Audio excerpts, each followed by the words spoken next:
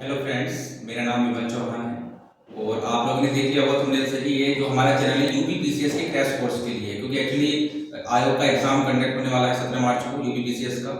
और कुछ लोग बिगनर्स होंगे और कुछ लोग ऐसे होंगे कि जो कंटेंट ढूंढ रहे होंगे जगह जगह कि कैसा ऐसा कंटेंट मिले कि कम समय में ये प्रीलिम्स जो है वो हमारा क्वालिफाई हो जाए, क्योंकि मैक्सिमम लोग काफ़ी मार्क्स से रह जाते हैं और इसका ट्रेंड थोड़ा सा अलग है जिसमें काफ़ी सन पूछे जाते हैं और कुछ ऐसी चीजें इसमें पूछी जाती हैं कि अंदर के जो फैक्ट्स होते हैं कि अगर आपने ट्रेंड एनालिसिस नहीं किया है तो ये बिल्कुल भी क्लियर नहीं होगा। तो मैं अपने स्तर से आप लोगों के लिए बहुत कुछ लाया हूँ। पहले पूरे ओवरव्यू कराऊंगा और उसके बाद मैं एक जो फैक्ट्स होते हैं, जो टर्मिनोलॉजी होती है सब चीजों की, ठीक है, जैसे मीडिएवल हिस्ट्री की मैं जो है टर्मिनोलॉजी होती है, ठीक है।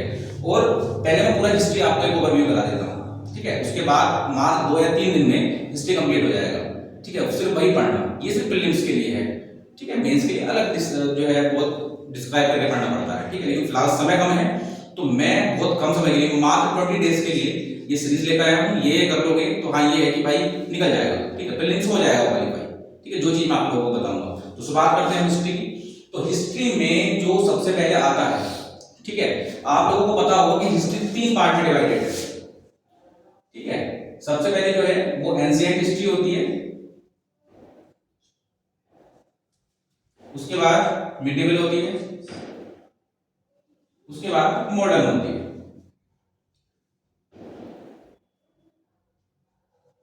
ठीक है। हिस्ट्री 3 पार्ट में डिवाइडेड होती है, एंशिएंट, मिडिवल और मॉडर्न हिस्ट्री, ठीक है। एंशिएंट मतलब प्राचीन और मिडिवल मध्यकालीन और मॉडर्न आधुनिक, ठीक है। इतना सबको क्लियर होगा, ठीक है, बहुत बेसिक चीज है। लेकिन मैं ये बताना चाहता हूं कि इन प्राचीन, मध्यकालीन और आधुनिक है कब तक का और क्या क्या मेन मेन घटनाएं हैं और कैसे हिस्ट्री कवर होगी और कहां से क्वेश्चन पुट अप होगा, ठीक है। तो हम शुरुआत करते हैं प्राचीन भारत से, ठीक है। तो प्राचीन भारत में जो शुरुआत होती है वो होती है इंसान के एक, बोलते हैं ना, कल्चर नहीं था शुरू में, स्टार्टिंग में कोई कल्चर नहीं था, ठीक है। इंसान जो था, जैसे आग की भी खोज नहीं हुई थी और पहिए की भी खोज नहीं हुई थी, ठीक। और उस वक्त कोई कल्चर भी नहीं था, इंसान कपड़े भी नहीं पहनता था, ठीक है। आप लोगों को पता होगा कि जो है घास फूस, ठीक, पेड़ के पत्ते लपेट के हो रहता था, ठीक है। तो वहां से इंसान के बीच फिर कल्चर आना शुरू हुआ, तब सभ्यताएं आई, जैसे सिंधु घाटी सभ्यता, हड़प्पा सभ्यता, ठीक है, और वैदिक सभ्यता। तो फिलहाल हम स्टार्टिंग में करेंगे, वो हम करेंगे सबसे पहले जो काल था पूरा पाषाण काल था, ठीक। उसके बाद मध्य पाषाण काल, उसके बाद नव पाषाण काल, ठीक है। तो ये 3 काल थे स्टार्टिंग में, जब इंसान के बीच कल्चर नहीं आया, ठीक है। कोई सभ्यता नहीं थी इंसान की, कच्चा ही मांस खाता था, कच्चा ही फल खाता था, क्योंकि आग की खोज नहीं हुई थी। तो धीरे धीरे करके क्या हुआ कि इंसान ने क्या किया, जब वो थोड़ा सा और ग्रो हुआ, ठीक, तो पूरा पाषाण काल में सबसे पहले आग की खोज हुई, पता होगा आप लोगों को, आग की खोज हुई, ठीक। उसके बाद मध्य पाषाण काल में, ठीक है, इंसान ने जो है जो औजार थे उसके, ठीक, जिन औजारों की सहायता से वो जो जंगली जानवर होते थे, ठीक है, उनको मारता था, तो उन औजारों को उसने धार बनानी शुरू करी, क्योंकि थोड़ा मेंटेलिटी उसकी जो है ग्रो हुई। तो जो उसके औजार पहले पत्थर के हुआ करते थे, उन्हें धार लगानी शुरू की, उन औजारों को आकार दिया, ठीक। उसके बाद आता है पाषाण काल, जिसमें पहिए की खोज हुई। और जब पहिए की खोज होती है तो पहिए की खोज के बाद खेती शुरू हो जाएगी, जाहिर सी बात है, पहिया आया तो गाड़ी आई, ठीक, गाड़ी मतलब बैलगाड़ी वगैरह, ठीक। पशुओं को पालना शुरू किया, जैसे सबसे पहले जो पशु उन्होंने पाला था, ठीक, वो कौन सा था, क्वेश्चन किया जाते थे, कुत्ता। कुत्ता पहला पालतू पशु, ठीक।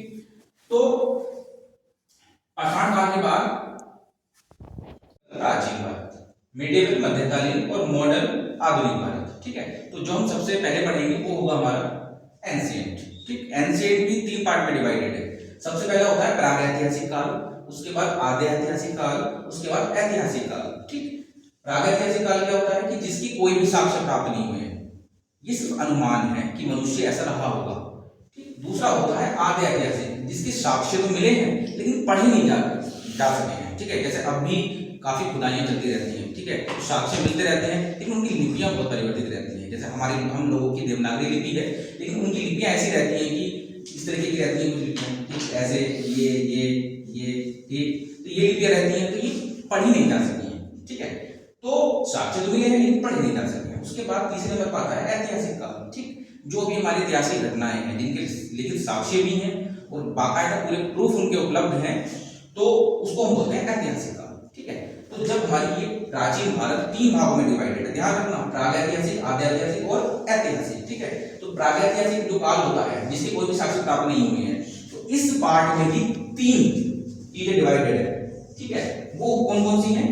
वो है पुरापाषाण काल, पुरापाषाण काल और मध्यपाषाण काल और नवपाषाण काल। स्टार्टिंग में जो मनुष्य था, ठीक है, उसका कोई भी कल्चर नहीं था। ठीक है, वो कपड़े पहनता था। ठीक है, कपड़े मतलब पेड़ के पत्तों वाले कपड़े। ठीक है, क्योंकि उसे कोई ज्ञान नहीं था, उसकी बौद्धिक क्षमता भी बहुत शून्य के बराबर ही थी। ठीक है, और उसने वहां से ग्रो करना शुरू किया, कच्चे फल खाता था, कच्चा मांस खाता था। तो स्टार्टिंग में जो उसने ग्रो किया, वो ग्रो किया आग की खोज के रूप में। सबसे पहले उसने आग की खोज की, जो खोज की थी उसने पुरापाषाण काल में। तो पुरापाषाण काल में जब आग की खोज हुई तो उसने उस मांस को पकाना शुरू किया, खाना शुरू किया। तो धीरे धीरे करके करके क्या हुआ, कल्चर डेवलप हुआ। पहले जो जंगली पशु होते थे तो उनको जो है मारने के लिए वो हथियार का इस्तेमाल करता था। हथियार मतलब वही पत्थर के हथियार, पत्थर के औजार, भारी भारी औजार, फेंक के मारना, चलाना। ठीक, लेकिन मध्यपाषाण काल में क्या हुआ, थोड़ी सी बौद्धिक क्षमता जब बढ़ी तो उसने क्या काम करना शुरू किया, उन औजारों को धार लगानी शुरू की, उन्हें एक आकार दिया। ठीक, जैसे पहले ये बड़े बड़े औजार होते थे इस तरीके के पत्थर के, तो उन औजारों को उसने थोड़ा सा आकार देना शुरू किया, थोड़े नुकीले बनाने शुरू कर दिए, जिससे जो है जंगली जानवर आसानी से मारा जा सके। उसके बाद नवपाषाण काल आया। नवपाषाण काल में पहिए की खोज हुई। ध्यान रखना, पुरापाषाण काल में आग की खोज, ठीक, मध्यपाषाण काल में औजारों का थोड़ा पैनल बनाना शुरू किया। उसके बाद नवपाषाण काल में जो खोज हुई वो हुई पहिए की खोज, और पहिए की खोज होने से क्रांति सी आ गई, खेती करना जो है उस मनुष्य ने शुरू कर दिया। ठीक है, आप लोगों को पता ही होगा जो पहला जो अनाज था, ठीक, वो जौ था, और पहला पालतू पशु जो उसने बनाया था वो कुत्ता था। तो ये वो बेसिक सी चीजें होती हैं। ठीक है, तो प्राचीन भारत 3 भागों में डिवाइडेड है, प्रागैतिहासिक, आद्यैतिहासिक और ऐतिहासिक। ठीक, उसके बाद प्रागैतिहासिक भी 3 पार्ट में डिवाइडेड है, पुरापाषाण काल, मध्यपाषाण काल और नवपाषाण काल। ठीक है, लेकिन इनकी कोई साक्ष्य प्राप्त नहीं हुई, ये अनुमान पैदा करते कि मनुष्य ऐसा रहा होगा। उसके बाद आद्यैतिहासिक काल आता है, जिसके साक्ष्य तो मिले हैं लेकिन पढ़े नहीं जा सके हैं। तो इस भाग में जो साक्ष्य मिले हैं उनसे यह स्पष्ट हुआ है कि मनुष्य इतना ग्रो हो गया था इन पाषाण कालों के बाद कि उसमें सभ्यता आ गई थी। यानी कि जो आद्यैतिहासिक काल है तो इसमें कौन कौन सी चीजें आती है? इसमें आती है सिंधु घाटी सभ्यता, सिंधु घाटी सभ्यता और हड़प्पा सभ्यता।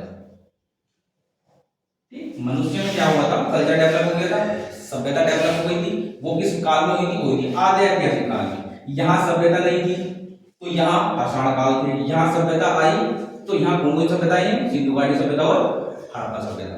ठीक, इनके बाद कौन कौन सी सभ्यताएं विकसित होती चली गई? जैसे एक वैदिक सभ्यता आई थी, इनके बाद वैदिक सभ्यता।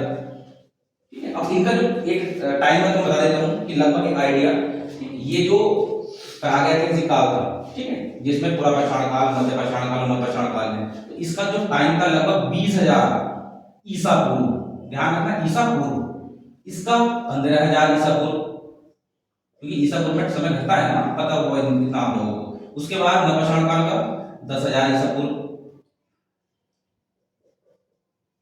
ठीक है, उसके बाद और समय कम होता चला गया, और समय बढ़ता चला गया। ठीक, तो सिंधु घाटी सभ्यता का जो समय था वो लगभग 2500 ईसा पूर्व, हड़प्पा सभ्यता का 2000 ईसा पूर्व। उसके बाद ये सभ्यता विलुप्त हो गई। उसके बाद कौन सभ्यता आई? वैदिक सभ्यता, इसका समय 1500 ईसा पूर्व।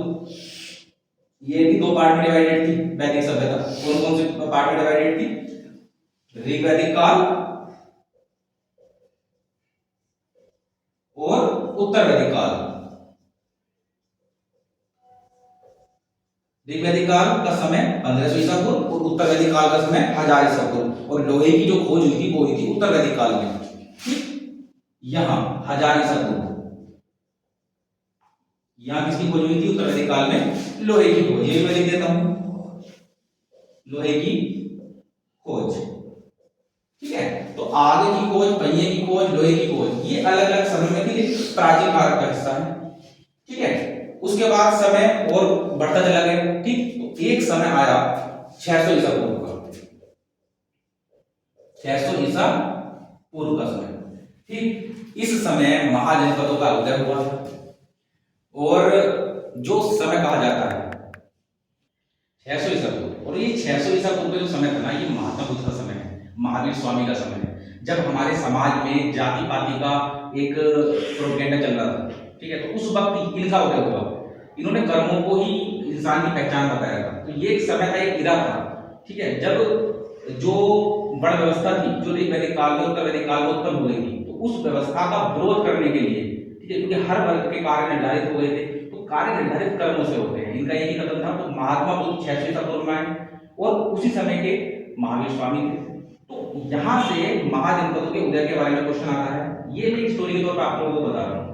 स्टोरी अगर आपके माइंड में गेट हो जाएगी तो आप हिस्ट्री कंप्लीट कर लेंगे, लेकिन ये क्वेश्चन एग्जाम वाले नहीं है, ध्यान रखना, बहुत इजी क्वेश्चन है, ये एग्जाम वाले नहीं है।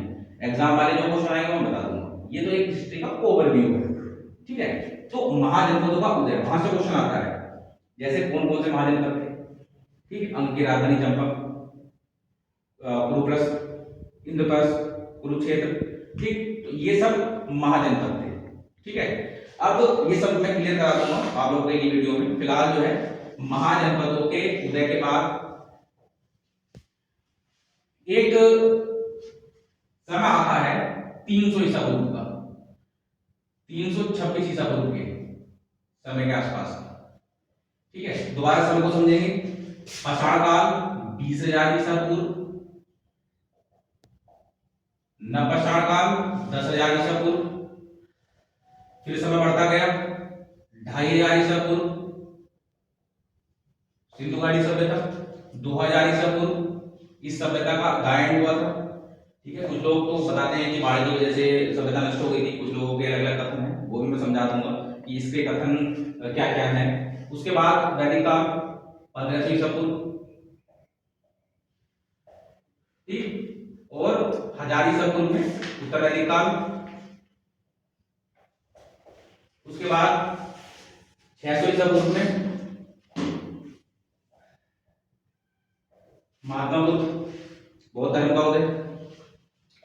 उसके बाद जब समय और बढ़ता गया तो 300 ईसा पूर्व का समय आया, जो भारत के जो महान सम्राट चंद्रगुप्त मौर्य, उनका ये समय कहा जाता है मौर्य काल। तो मौर्य डेस्टिनी के जो महान शासक थे, ठीक है, पूरे भारत के विजेता थे, तो वो चंद्रगुप्त मौर्य। ठीक है, सिकंदर भी इसी समय का था।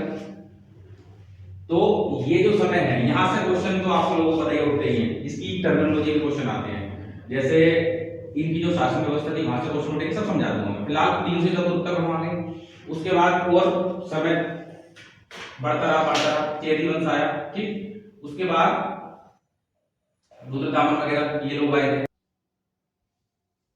चलो, उसके बाद आप लोगों को पता ही होगा ये, अच्छा, ये ईसा पूर्व वाला जो कॉन्सेप्ट है, कोई लोग तो ये भी क्लियर नहीं कर पाते हैं। ठीक है, अब ईसा मसीह का जो जन्म था, ठीक, पहली ईसा पूर्व, तो ये बिल्कुल मिडिल का। ठीक, तो ईसा मसीह के जन्म से पहले का समय ईसा पूर्व, और ईसा मसीह के जन्म के बाद का समय ईसा।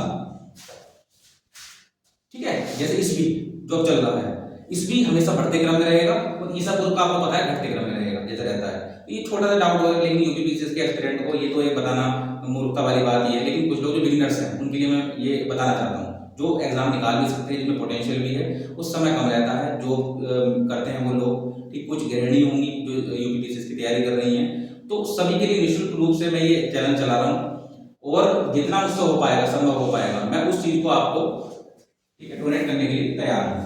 तो ईसा पूर्व और ईसा, उसके बाद ईस्वी में हम आगे बढ़ेंगे। ठीक है, जैसे अब हम ईस्वी में आ गए, तो यहाँ जो डेस्टिनी है जिसके बारे में पढ़ेंगे वो है गुप्त वंश। इसका जो समय है वो 300 ईस्वी का है, 350 ईस्वी का है इसका समय भी लगभग, जैसे उसका ईसा पूर्व था, इसका ईस्वी का 322 ईस्वी। ठीक, चंद्रगुप्त विक्रमादित्य जिनके समय में पाइयान आया था, और इस गुप्त वंश की भी टर्मिनोलॉजी है, इसकी शासन व्यवस्था है कि भाई किसे क्या कहते थे, ठीक है, कि इसमें जो सैन्य व्यवस्था का प्रमुख था उसे क्या बोलते थे। तो इतनी ये सब चीजें मैं सब करा दूंगा, फिलहाल एक नॉर्मल चलते रहो, ठीक। गुप्त वंश, उसके बाद चौथी ईस्वी आई, फिर पांचवी ईस्वी आई, फिर छठी ईस्वी आई, तो ईस्वी भी बढ़ती गई। और सातवीं ईस्वी में आपको पता है जो चौहान वंश था उसका उदय हुआ था 7वीं ईस्वी में, ठीक है, उत्तरी भारत की तरफ। इस 7वीं ईस्वी की बात है जो ये आपस में ये लोग लड़ते भी रहते थे चौहान वंश, क्योंकि आप लोगों को पता होगा इनका जो वंश खत्म हुआ था वो आपसी कलह और आपसी लड़ाई इन्हीं की वजह से होते राजपूत काल कहा जाता है, 7वीं ईस्वी से लेके ये 11वीं ईस्वी तक का, ठीक है। 8वीं ईस्वी आई, फिर 9वीं ईस्वी आई, 9वीं ईस्वी में चोल काल आ गए थे, और 7वीं ईस्वी में पल्लव थे, ठीक। राष्ट्रकूट 7वीं ईस्वी में थे, और 5वीं ईस्वी में पल्लव थे। यहाँ राष्ट्रकूट थे, पल्लव थे, ये दक्षिण भारत की तरफ थे। जैसे हम भारत का एक छोटा सा एक मैप से मैं थोड़ा समझा देता हूं आप लोगों को, थोड़ा ये गलत बन गया है, ये रफली बना रहा हूं मैं, काट देते हैं। देखिए 20 दिन में आपका एग्जाम है, और उस लिहाज से मात्र 2 या 3 दिन में पूरी हिस्ट्री कंप्लीट करानी है। तो एक जो रफली आइडिया है पूरी हिस्ट्री का, पहले मैं आप लोगों को दे रहा हूँ, फिर इसमें से उसका निचोड़ दूंगा कि कहाँ से क्वेश्चन आएंगे। तो 2-2.5 दिन में अगर कोई चीज पूरी हो रही है तो कुछ यूट्यूबर्स मजाक उड़ाएंगे या 2.5 दिन में कैसे पूरा हुआ है, लेकिन एग्जाम मैं ये नहीं कह रहा हूँ 2.5 दिन में जो है वो हिस्ट्री कंप्लीट हो रही है, ठीक है। मैं सिर्फ ये बात कह रहा हूँ कि भाई जिन्होंने जो बिगिनर्स जिन्होंने तैयारी नहीं की है या जिन्होंने तैयारी की है उनको एक रिवीजन चाहिए, ठीक है, उसके लिहाज से मैं बता रहा हूँ, तो काफी हद तक ये चीजें कवर हो जाएंगी। तो अब देखो ये जो उत्तर भारत की तरफ था राजपूत काल, ये अजमेर कन्नौज इधर की तरफ, ठीक। और आपका दक्षिण भारत में उसी समय जो वंश काम कर रहे थे राजपूत पल्लव, ये तो 2 बार आए हैं, लगभग 200 ईस्वी पूर्व में भी ये थे, 200 ईस्वी में, और दोबारा फिर आए हैं 7वीं, तो ज्यादा कंफ्यूजन होने की जो है आवश्यकता नहीं है इसमें। फिलहाल 7वीं ईस्वी तक ये जब तक चौहान वंश चलता है तो यहां तक ये मान के चलिए आपकी एंशिएंट हिस्ट्री है। उसके बाद जब अरबों ने एक अरबी था, ठीक, जब प्राचीन भारत का जो समय है तो वो जो राजपूत काल का जो एंडिंग थी वहां तक है। उसके बाद जब एक अरबी था, ठीक है, मोहम्मद बिन कासिम, तो उसने जो है वो एक अरबी था, ठीक। तो अरब में तो ये इस्लाम धर्म आ चुका था, लेकिन भारत में जो ये इस्लाम धर्म है, ठीक, ये 712 ईस्वी में आया जब इस अरबी ने भारत पे आक्रमण किया। तो आक्रमण जब इसने किया तो आक्रमणकारी भारत में, यहाँ से जो बाह्य आक्रमणकारी थे उनका भारत पे आक्रमण शुरू हुआ था, प्रथम आक्रमण ही मानते हैं। उसके बाद तो फिर गजनवी, ठीक, जिसने जो है अल्तकीन वंश का है, और इसने सोमनाथ के मंदिर को भी लूटा था, ठीक है, आप सब लोग परिचित होंगे इससे। उसके बाद गौरी, तो ये सब लोग एक बाह्य आक्रमणकारी थे, ठीक। इसके बाद गौरी के बाद ही ये गुलाम वंश शुरू हुआ था, क्योंकि इसका एक गुलाम था कुतुबुद्दीन ऐबक, ठीक। तो वहां से गुलाम वंश शुरू हुआ था, ये इल्तुतमिश, ठीक, बलबन, रजिया सुल्तान, ये सब जो है गुलाम वंश की शासक और शासिकाएं हैं, जिसमें जो रजिया सुल्तान है वो पहली मुस्लिम शासिका होने का उसका जो है एक टैग मिला हुआ है।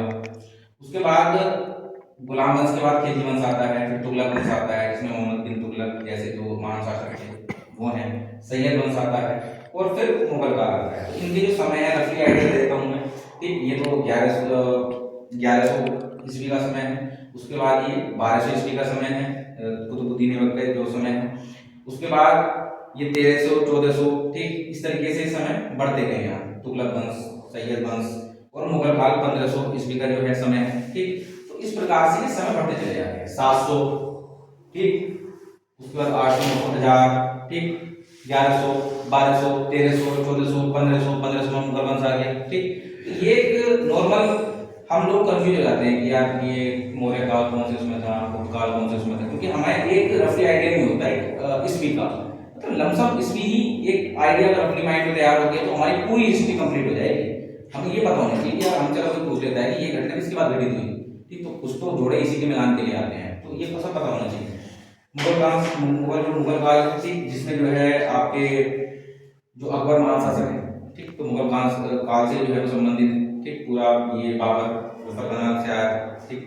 तो बाबर, हुमायूं और अकबर ठीक, जहांगीर, शाहजहां, औरंगजेब, ये सब मुगल वंश में ठीक है। तो फिलहाल एक रफली आइडिया है। उसके बाद ये मान के चलिए आप लोग कि मुगल काल की जो एंडिंग है, जो लास्ट के जो शासक है मुगल काल के ठीक है, तो वो जोड़े गाने के बताते हैं, जिसमें जहादर शाह है ठीक, फर्रुखसियर है ना, मोहम्मद शाह है ठीक है, बहादुर शाह जफर है जो सबसे लास्ट शासक था। तो मुगल काल की जहां द एंडिंग है, तो वहां मान के चलिए कि मध्यकालीन भारत खत्म हो जाता है ठीक। उसके बाद मध्यकालीन भारत है वो खत्म हो जाता है कहाँ, बहादुर शाह जफर के साथ, मतलब मुगल काल के द एंडिंग के साथ। उसके बाद जब मॉडर्न हिस्ट्री शुरू होती है, वो शुरू होती है ईस्ट इंडिया कंपनी के भारत में आगमन का, जब अंग्रेजों का भारत में आगमन हुआ था। सबसे पहले आपको बताइए पुर्तगाली 1298 में ठीक है आया था, वास्को डी गामा ठीक, तो उस टाइम जमहूरियत का शासनकाल था। तो ये सब चीजें मैं बता दूंगा ठीक है, लेकिन फिलहाल तो मुझे थोड़ा जल्दी कंप्लीट करना है, बहुत कम समय में एक रफली आइडिया देना है आप लोगों को। उसके बाद ईस्ट इंडिया कंपनी के जो गवर्नर जनरल थे, उन्होंने किस प्रकार से शासनकाल किया, जैसे आपके डलहौजी थे ठीक है, उनकी कौन कौन सी नीतियां थी, बारह स्ट्रिंग थे ठीक है, कॉर्नवालिस थे। तो ये कुछ मोस्ट चुनिंदा जो है गवर्नर जनरल रहे हैं, जिन्होंने जो काफी नीतियां भी कार्यान्वित की हैं, जिसमें लॉर्ड क्लिपन वगैरह है ठीक है, लॉर्ड मैकाले। उसके बाद लॉर्ड मैकाले तो जो है दूत बन के आया था। खैर उसके बाद जब ये सब चीजें क्रियान्वित हो रही थी, तो भारत में कहीं ना कहीं भाई आक्रोश बढ़ेगा, जब बाहर से लोग आएंगे और शासनकाल करेंगे, शोषण होगा, तो तब एक क्रांति बन गई। कुछ विद्रोह भी हुए सबसे पहले 1857 की क्रांति से पहले कुछ विद्रोह भी हुए, लेकिन वो विद्रोह कुचल दिए गए। तो उसके बाद एक नई क्रांति आई 1857 क्रांति, जो सफल नहीं हो पाई थी, लेकिन काफी हद तक इस क्रांति ने जो है वो भारत में अंग्रेजी राज्य को जो है समाप्त करने की एक तरीके से जो है ना कि नींव डाल दी थी, कि अब अंग्रेजी शासनकाल ज्यादा समय तक चल नहीं पाएगा।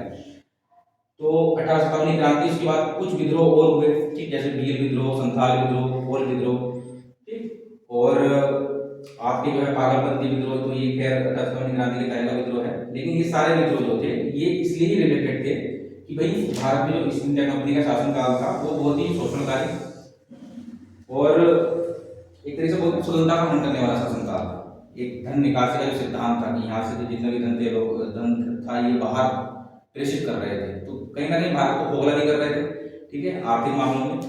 उसके बाद एक समय आता है 1900 का ठीक है, 1900 के जो समय में आपके जब महात्मा गांधी आती है, गांधी काल जो होता है महात्मा गांधी काल, यहाँ से क्वेश्चन पुटअप होते हैं मॉडर्न हिस्ट्री में, क्वेश्चन पुटअप होंगे कि तीनों आंदोलनों से होंगे, तीन चार जो इन्होंने एक सत्याग्रह किए थे, जैसे प्रारंभिक जो इनका सत्याग्रह था 1917 में हुआ था चंपारण वाला, तो यहाँ से इनकी स्टार्टिंग हो जाती है।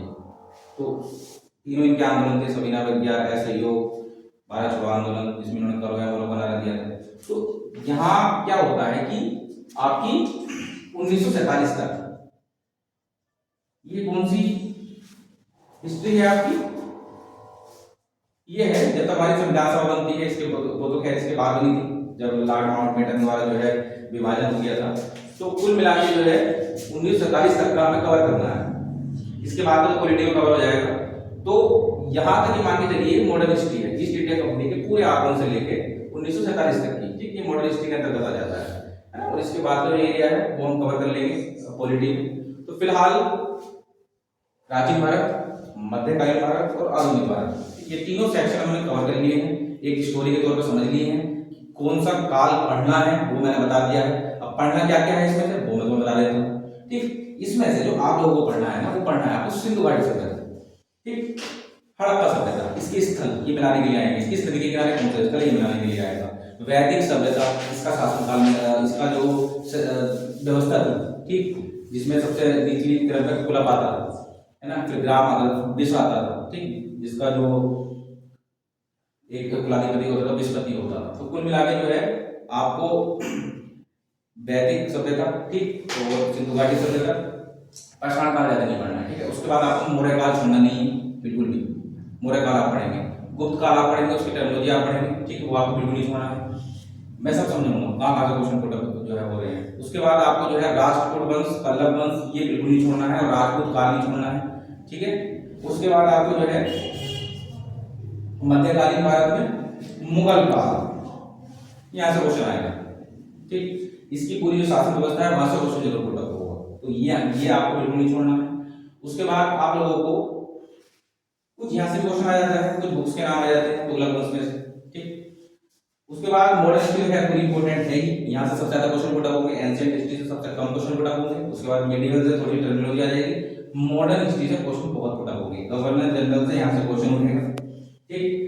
18 क्रांति हमारे प्रीलिम्स के सिलेबस में भी है, यहाँ से क्वेश्चन उठना ही उठना है। पिछली बार क्वेश्चन आया था, ये इनकी डेट आ गई थी, ठीक, डेट तक आ गई थी, तो क्रांति का डेट भी पढ़नी है और कहाँ किसने नेतृत्व करा है वो भी पढ़ना है, तो वो बिल्कुल आएगा। उसके बाद अन्य विद्रोह, ये तो आते ही आते हैं, इसमें ये तक विद्रोह पूछ ले जाते हैं कि ये बताइए आप कि संबलपुर में किसने विद्रोह का जो है नेतृत्व किया था, ठीक है। तो संबलपुर में सुरेंद्र साई ने किया था, मेरठ में कदम सिंह ने किया था, तो ये तक लोकल आ जाते हैं जो स्पेक्ट्रम के रूप में से उठा लेते हैं वो क्वेश्चन।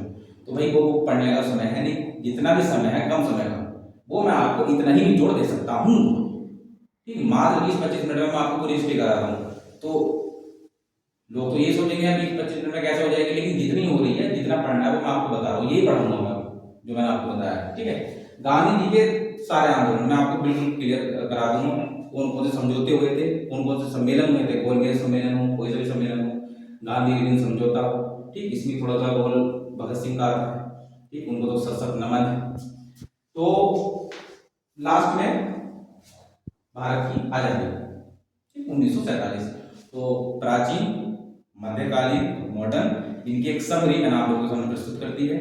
इसमें कुछ कमियां भी हो सकती हैं क्योंकि वीडियो की मैंने ज़्यादा एडिटिंग नहीं की है, ठीक है, डायरेक्ट लगातार बोल रहा हूँ, तो थोड़ा सा मिसलैप हो जाता है, तो उसमें ज़्यादा ध्यान देने की आवश्यकता नहीं है। जो भी कमी है कमेंट बॉक्स में आप लोग लिख सकते हैं, ठीक है, उसको हम लोग एडिट या देख लेंगे।